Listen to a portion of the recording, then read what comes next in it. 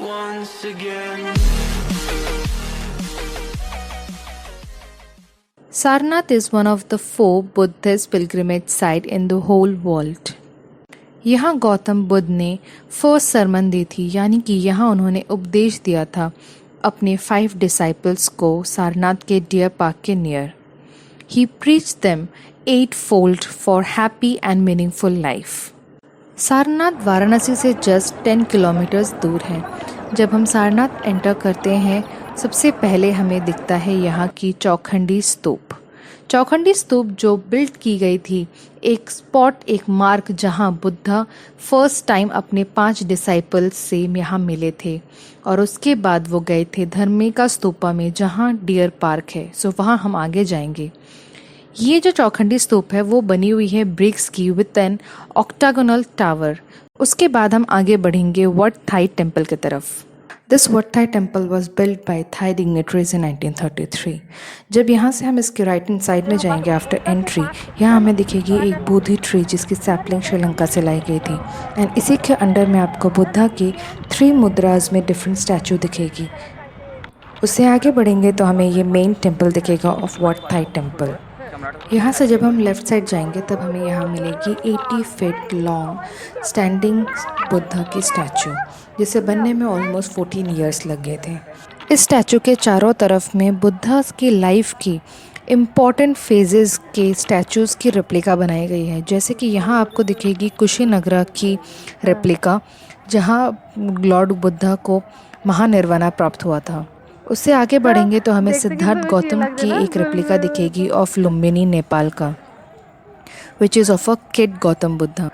Then आती है replica of Bodh Gaya के टेम्पल का, where lord Buddha attend his enlightenment. And उसके बाद आपको यहाँ पे जो मेन आपको दिखती है यहाँ के टेम्पल का रेप्लिका.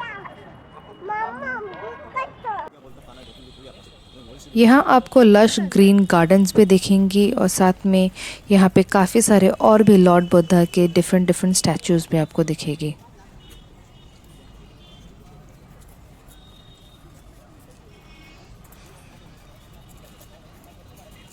वट थाई टेम्पल से जब हम आगे आते हैं तब हमें दिखता है यहाँ के राइट हैंड साइड में आर्कोलॉजिकल म्यूज़ियम ऑफ सारनाथ. ये म्यूज़ियम आपको बुद्धिस्ट आर्ट की फाइन स्पेसिमेंस दिखेंगी यहाँ पे. और ये यहाँ पे 1939 से होने वाले आर्कोलॉजिकल सर्वे ऑफ इंडिया के द्वारा जितने भी एक्सकैवेशन से मिले हुए स्ट्रक्चर्स, मॉन्यूमेंट्स, आर्टिफैक्ट्स हैं, वो सब कुछ यहाँ पे रखी गई है. इस म्यूज़ियम में आपको टोटल 5 गैलरीज दिखेंगी और यहाँ पे 2 वरांदाज हैं. आज इस म्यूज़ियम की एक और ख़ासियत है कि यहाँ पे आपको जो हमारी नेशनल एम्ब्लेम है वो दिखती है. सो आइए चलिए एक छोटी सी झलक लेते हैं यहाँ के आर्कोलॉजिकल म्यूज़ियम ऑफ सारनाथ की.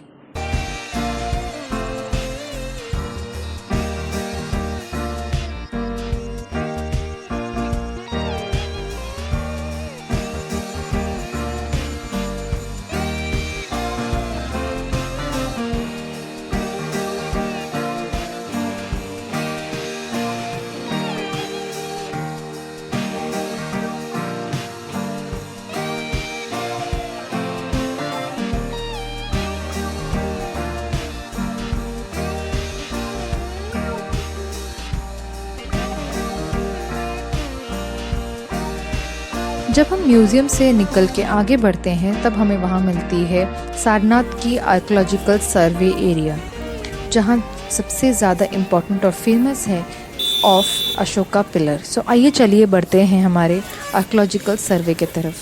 जब हम यहाँ एंटर करते हैं तो सबसे पहले हमें राइट हैंड साइड में यहाँ पे सारनाथ की हिस्ट्री और यहाँ की इम्पोर्टेंस दिखाई देती है. उसके बारे में टोटली एक एनग्रेव की हुई है एक स्टोन में. जब हम उससे आगे बढ़ते हैं तब हमें यहाँ की एक्सकैवेटेड एरिया की एक की प्लान दिखती है, जहाँ से हमें पता चलता है कि यहाँ पे कई सारे मॉनेस्ट्रीज़ रहा करते थे, जिसकी अभी जस्ट छोटी सी एक्सकैवेटेड चीज़ें ही बची हुई हैं. उससे आगे हम बढ़ते हैं तो यहाँ की एक बहुत ही इम्पॉर्टेंट चीज़ है, वो है धर्मराजी का स्तूपा. सो कहते हैं एम्परर अशोक ने अपने टाइम पे जो मेन 7 ओरिजिनल रिलिक्स थे, जहाँ पे गौतम बुद्धा की रिलिक्स रखी गई थी, उनको उन्होंने ओपन करवाया था. ओपन कराने के बाद में उन्होंने थाउजेंड्स ऑफ स्तूपास बनवाए थे टू कीप दोज रिलिक्स, हर एक छोटी छोटी जगहों के लिए।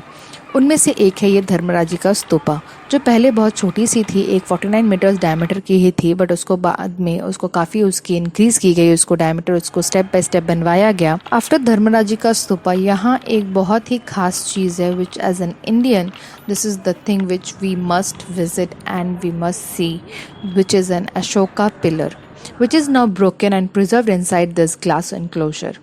ये उन 19 पिलरों में से एक है जो एम्परर अशोका ने अपने टाइम पे बनवाया था नॉर्दर्न इंडिया में। इसकी हाइट थी 15 मीटर्स का नेशनल एम्बलम जो लायन कैपिटल था, जो आज आर्कोलॉजिकल म्यूजियम में रखा गया है। Ashoka pillar is crafted out of stone. अब ये है यहाँ की धार्मिक स्तूपा, जो एक सॉलिड सिलिंड्रिकल शेप में है और ये रेड ब्रिक्स और स्टोन से बनाया हुआ एक 43.6 मीटर हाइट की और 28 मीटर डायमीटर की स्तूपा है। इसे भी मौर्य डायनेस्टी के टाइम पे एम्परर अशोक ने ही बनवाया था। ये बुद्धिस्ट के लिए एक बहुत ही सैक्रेड प्लेस है, बिकॉज यहाँ ही गौतम बुद्ध जी ने अपने 5 डिसाइपल्स यानी शिष्यों को सबसे पहले सरमन दी थी, उन्हें सीख दी थी about their life after his enlightenment in Bodh Gaya. हम आर्कोलॉजिकल साइट से आगे निकल के जाते हैं, then left hand side we will get here main shrine which is called as Mulagandha Kuti. कहा जाता है कि यहाँ वो जगह है जहाँ lord Buddha use to meditate जब वो सारनाथ आए थे। ये आर्किटेक्चर 1931 को महाबोधि सोसाइटी ने कंस्ट्रक्ट किया रहा था। यहाँ की जो वॉल पेंटिंग्स है, म्यूरल्स है, जापान की एक बहुत ही फेमस पेंटर ने इसको डिज़ाइन किया था। यहाँ आप एंटर करने से पहले यहाँ आपको राइट हैंड साइड में दिखेगी एक ह्यूज बेल जो जापान की एक रॉयल फैमिली ने गिफ्ट किया था। उससे तो थोड़ा आगे जाएंगे तो आपको एक बोधि ट्री दिखेगी जो श्रीलंका से लाया गया था, and it is a sapling which have been got from Sri Lanka, and वो श्रीलंका की ट्री की सैपलिंग थी मेन फ्रॉम बोध गया से। आज का वीडियो हमारा यही एंड अप होता है सारनाथ के ट्रिप का। सारनाथ का जो टाइमिंग है वो है from sunrise to sunset. Sarnath के आसपास में आपको काफ़ी सारे होटल्स भी मिल जाएंगे टू स्टे। यहाँ फॉर शॉपिंग भी आपको काफ़ी सारे सोवेनियर शॉप्स मिल जाएंगे near by the survey, near by Wat Thai temple, everywhere. I hope आपको आज का वीडियो पसंद आया हो। If you like this video then do like, share and comment, और सब्सक्राइब कीजिए हमारे चैनल को #_goodlife। To get notified first आप नीचे दिए गए बेल बटन को भी कर ले क्लिक। मिलते हैं हमारे अगले वीडियो में अगले हफ्ते में। Till then take care, good bye, और इस लॉकडाउन में स्टे होम, स्टे सेफ।